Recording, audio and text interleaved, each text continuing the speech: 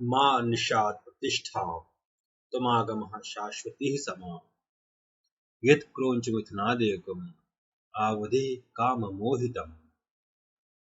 विद्यार्थियों नमस्कार, मैं डॉक्टर गिरजा शंकर गौतम, सहायक प्राध्यापक हिंदी, पंडित रविशंकर शुक्ल विश्वविद्यालय रायपुर छत्तीसगढ़।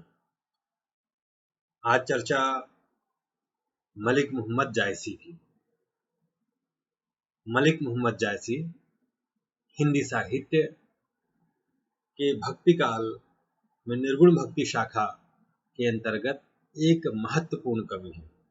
उनके द्वारा रचित पद्मावत हिंदी साहित्य की एक अमूल्य निधि है।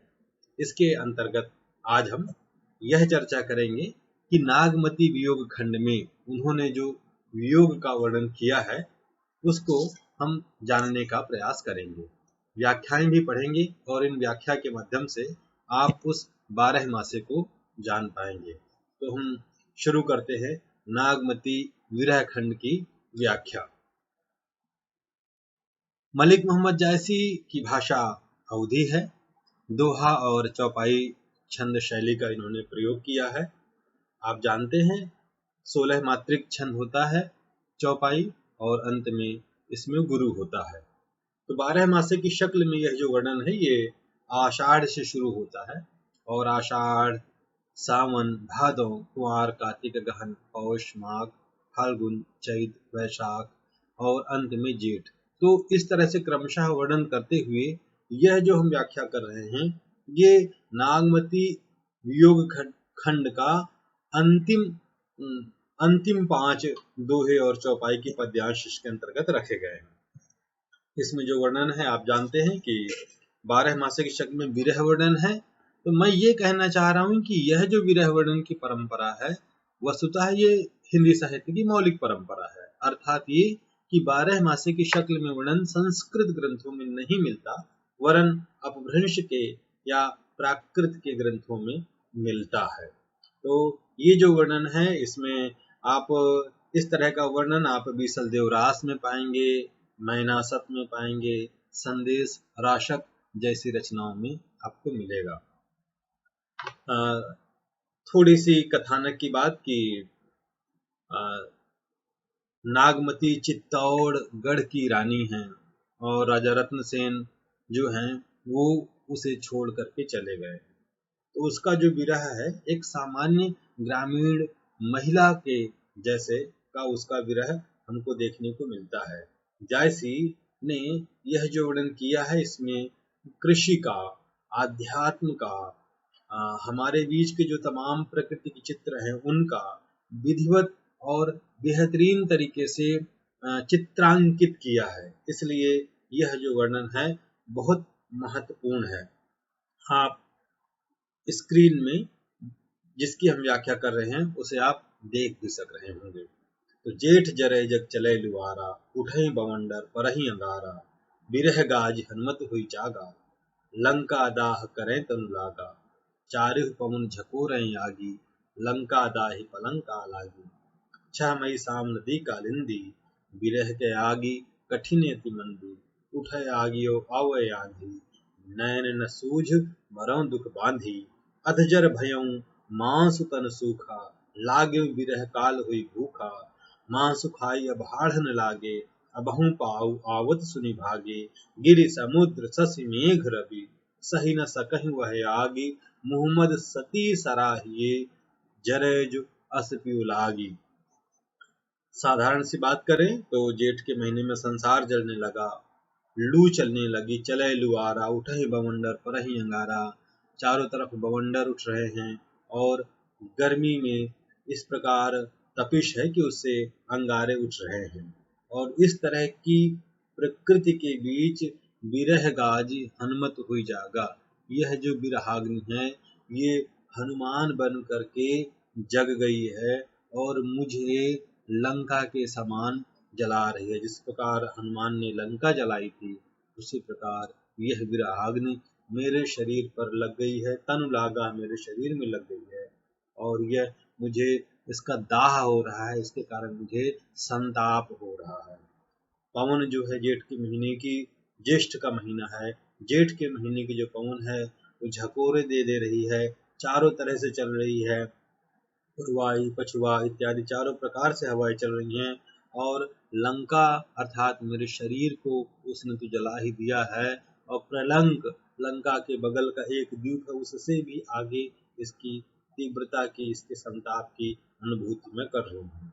और इसके कारण छन मही भाई नदी साम नदी कालिंदी, मैं उस विरहाग्नि के कारण सांवली हो गई हूँ, और मेरा जो मुख का रंग है वह कालिंदी के समान, यमुना के समान काला पड़ गया है।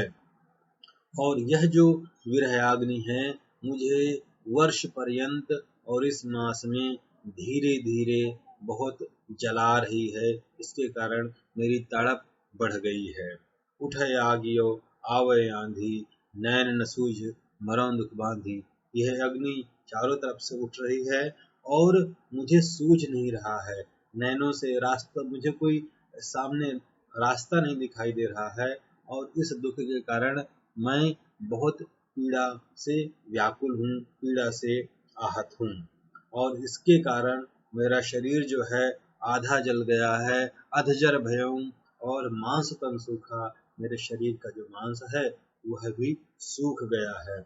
और विरह लागे विरह काल हुई भूखा, इस विरह के कारण काल मुझ पर आक्रमण कर चुका है, विरह रूपी काल मुझ पर आक्रमण कर चुका है।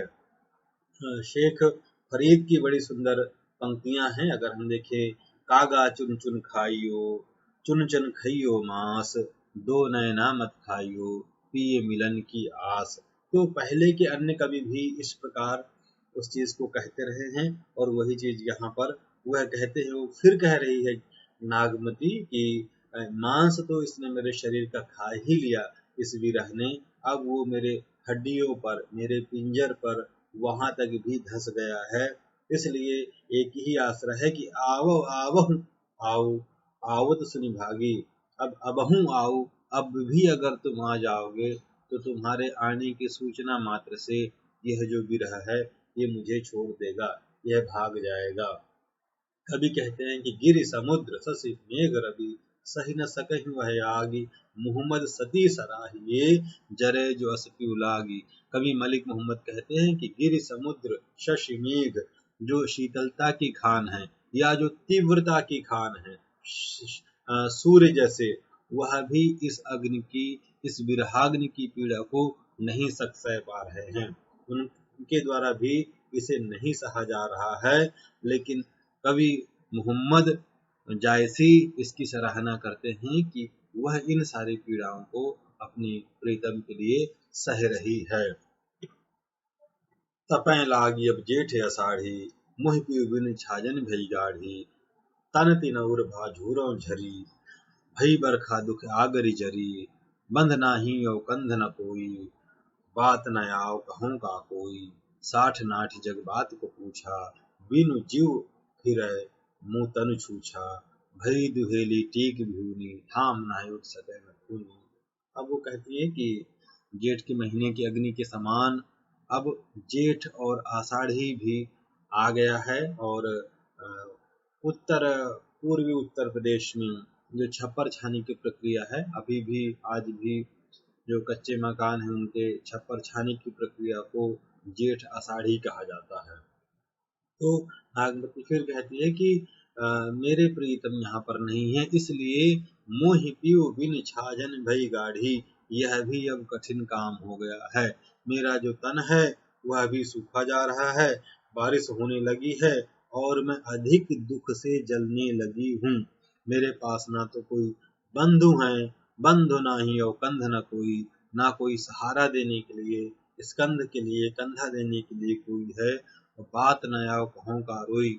मेरी उत्तर पूर्वी उत्तर प्रदेश में जो छप्पर छानी की प्रक्रिया है, अभी भी आज भी जो कच्चे मकान हैं उनके छप्पर छानी की प्रक्रिया को जेठ आषाढ़ी कहा जाता है।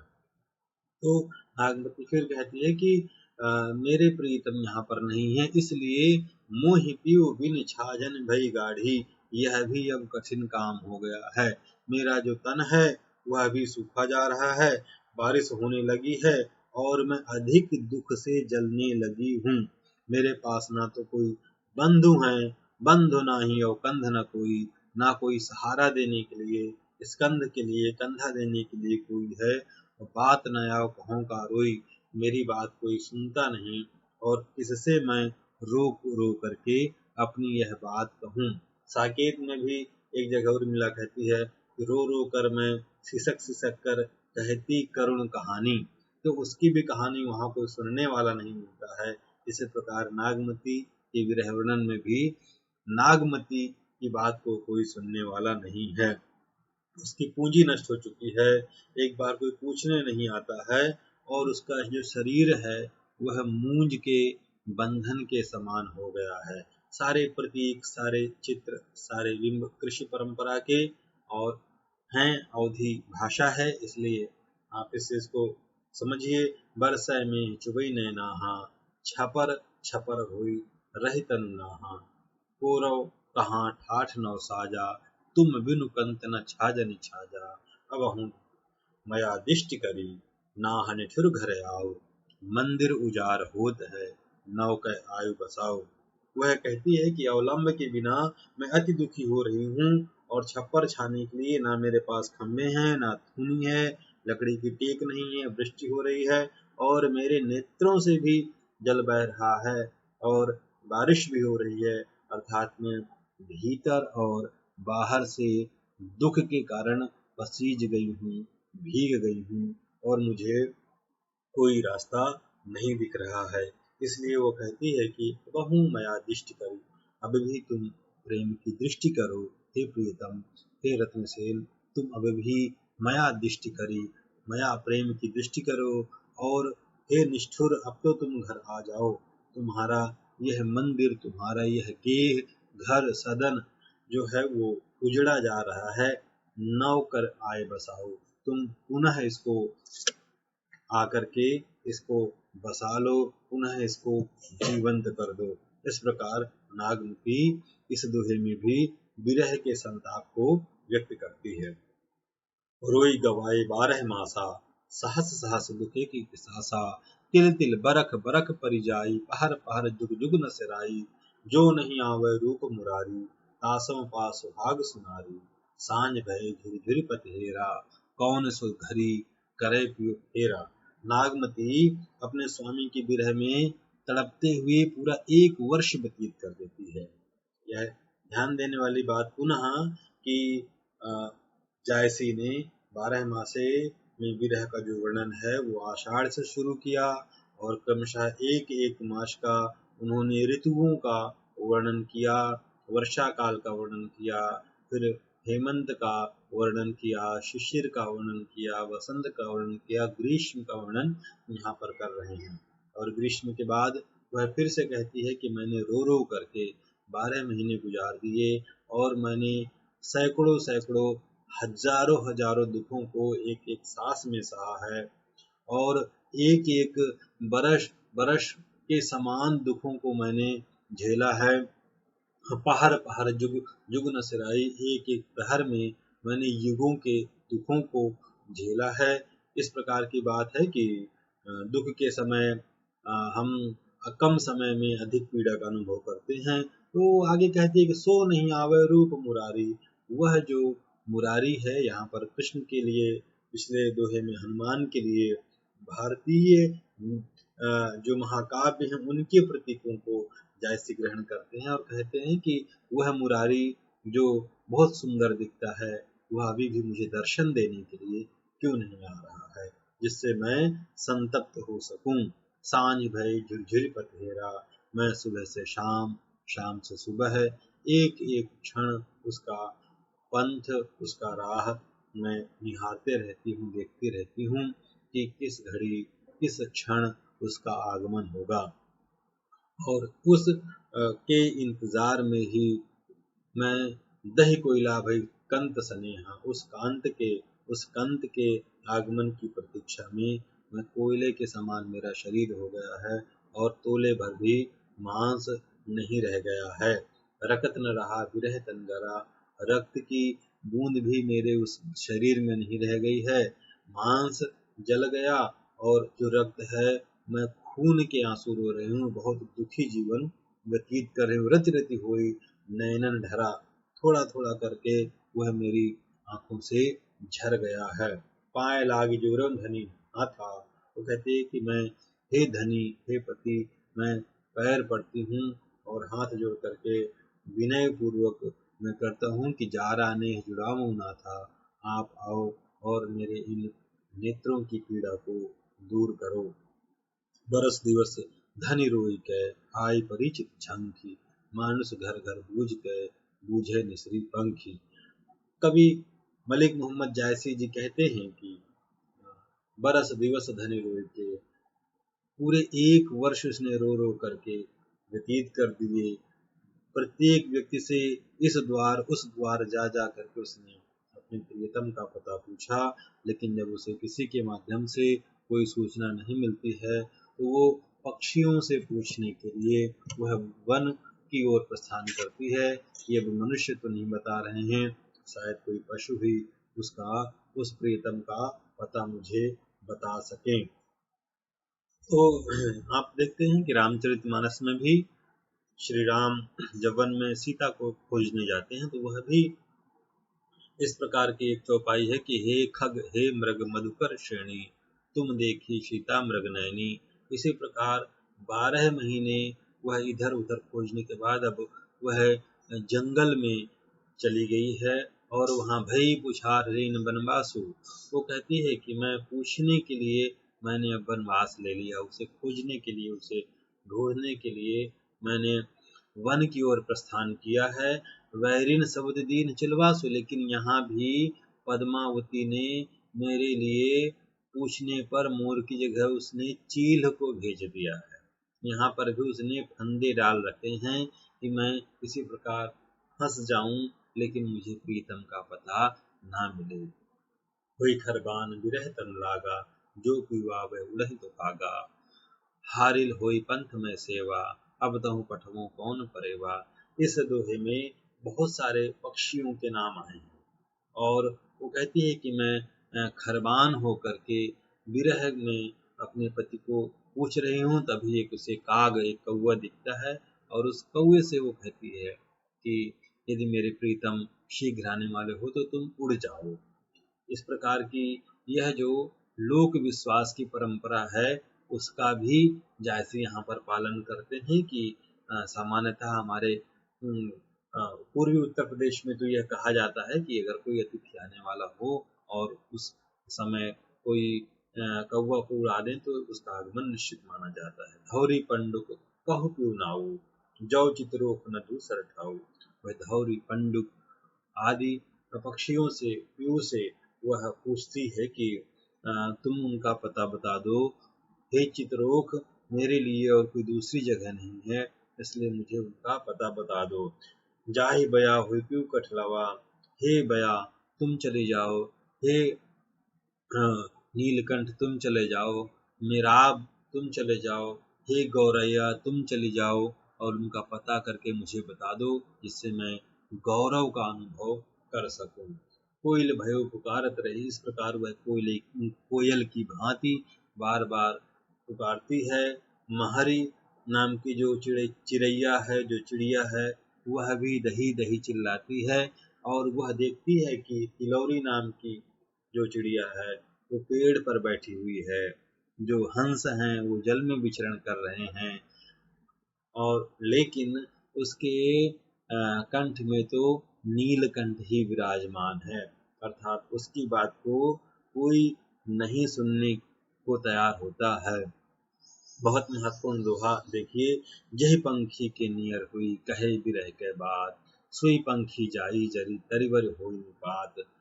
नागमती जिस पक्षी के पास जाती है और अपना विरह उसको सुनाती है, उसके विरह को सुनने से उसके पंख जल जाते हैं, अर्थात वह उनकी कोई मदद नहीं कर पा रहा है। अतिशयोक्तिपूर्ण वर्णन है लेकिन बड़ा ही मार्मिक और बहुत ही उदात्त वर्णन है। मर्मांतक वर्णन ये कि जिस पंखी के नियर हुई, जिस पक्षी के पास जाकर के अपनी विरह रुदन को वह कहती है, उसके पंख जल जाते हैं और जिस पेड़ के नीचे वह अपनी विरह को कथा को कहती है, उस पेड़ के पत्ते गिर जाते हैं, वह पत्रहीन हो जाता है, निपात हो जाता है, अर्थात उसके विरह की जो पीड़ा है वो बहुत व्याकुल करने वाली है। लेकिन सुन करके सुनने वाला भी संवेदना से दुखी हो जाता है, लेकिन उसकी कोई मदद नहीं कर पा रहे होते हैं। कुहुक कुहुक जस कोयल रोई, रखत आंसू घुंघची बन बोई, भई कर मुखी नैन तन को से राम बिरहा दुख ताती। जहाँ जहाँ ठाड़े होई वनवासी, तहाँ तहाँ होई घुंघ के राशि, बूंद बूंद मह जान हो जीव, गुंजा गुंज करे पीऊ पीऊ, तेहि दुख भय परास निपाते, लोहु बूढ़े उठे हुई राते, राते बिंब भेज तेहि लेहु, परवर पाक फाट ही गोहु, देखो जहाँ होई सोई राता, जहाँ सुरतन कहे को बाता, नहीं पावस देसरा, नहीं हेमंत बसंत, ना कोकिल ना पपीहरा, जेहि सुनी आवे कंठ। नागमती पुनः कहती है कि वह कोयल के समान रुदन करती है और रक्त के आंसू धीरे धीरे उस वन प्रांतर में घुंघचू बन करके बिखर जाते हैं। वह इस प्रकार कहती है कि उसके रुदन से उसका मुख काला पड़ गया, नेत्र जो है वो लाल हो गए हैं और उसकी विरहाग्नि को सिरा विरहा दुख पाती, उसके विरहाग्नि को कोई सहने वाला नहीं है। वह जहाँ तहाँ ठाड़ी होई वनवासी, जहाँ कहीं पर भी वह वनवासिनी नागमती जहाँ कहीं भी खड़ी होती है, वहीं पर घुंघची की उसके रुदन के कारण एक रास लग जाती है। बूंद बूंद मह जानो जीव, गुंजा गूंज करे पीऊ पीऊ। वह कहती है कि घुंघची के बीज जो है पीऊ पीऊ जैसा कर रहे हैं और नेत्रों से निकले हुए आंसू से उसके प्राण ही जैसे तपक रहे होते हैं। ते दुख भय परास निपाते, उसके इस दुख के कारण जो पलाश है वह पत्रहीन हो गए हैं और उसके संताप को सुन करके लोहू बूढ़े उठे हुए राते, जैसे लोहू से रक्त से डूब करके वो निकले हों। इस प्रकार की बात जायसी यहाँ पर कह रहे हैं, लोहू बूढ़े उठे हुई राते। मित्रों, इस प्रकार का वर्णन हमें अनेक जगहों पर मिलता है। प्रेम को पंथ कराल महा, तरवार के धार पे धावने हैं। क्या अनेक कवि कहते हैं कि ये इश्क का दरिया है और डूब कर जाना है। तो इस प्रकार वह बूढ़ने के बाद रक्तिम हो जाता है। राते बिंब भीज हुई लोहू, परवर पाक हाट ही लोहू। जो बिंब है, बिल्व का फल है, वह भी अंदर से लाल हो गया है, परवर भी पक करके रक्तिम हो गया है और गेहूं का तो हृदय ही फट गया है उसके विरह वेदना को सुनने के कारण। देखो जहाँ होई सोई राता, वह अंत में देखती है कि यहाँ जो कोई भी है वो रत्नसेन का प्रतीत होता है, क्योंकि रत्न जहाँ सो रतन कहे को बाता, और रत्नसेन के बारे में कोई भी जानकारी देने के लिए तैयार नहीं है। अंतिम दोहे में वो कहती है कि नहीं पावस वही देश रा, नहीं हेमंत बसंत, ना कोकिल ना पपीहरा, जेहि सुनी आवे कंठ। वह कहती है कि ऐसा प्रतीत होता है कि रत्नसेन जहाँ ठहरे हैं वहाँ ना तो वर्षा होती है, नहीं पावस वही देशरा, उस प्रांत में, उस देश में ना तो पावस होती है और ना हेमंत शिशिर वसंत आदि षड ऋतुएं ही वहाँ पर होती हैं, और ना तो प्रीतम की पहचान, प्रीतम को स्मरण कराने वाले ना वहाँ पर कोई पपीहरा है, ना कोई कोकिल ही है जिसको सुनने के कारण वह पुनरागमन कर सके, वह वहाँ से लौट करके आ जाए। इस प्रकार हम देखते हैं कि जैसे अपने इस नागमती विरह खंड में नागमती के विरह का अप्रतिम वर्णन करते हैं। कृषि परंपरा का, भारतीय मिथों का बड़ा सुंदर वर्णन करते हैं। नागमती एक जगह इसमें और कहती है कि बरसे मघा झकोरी झकोरी, मोर दुई नयन चुए जस ओरी। उसके नेत्र तो वर्षा काल में मघा नक्षत्र के जैसे पूरी चलती है उस प्रकार बह रहे हैं। और वो कहती है कि लाग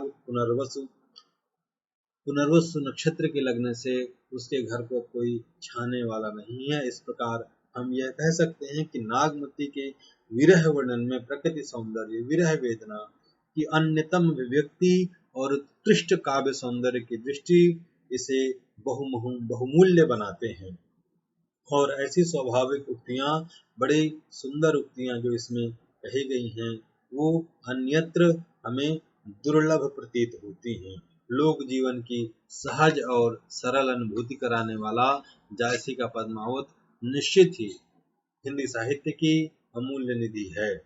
तो अभी हमने हिंदी साहित्य के अंतर्गत जायसी के पद्मावत महाकाव्य के नागमती विरह वर्णन की व्याख्या को प्रस्तुत किया।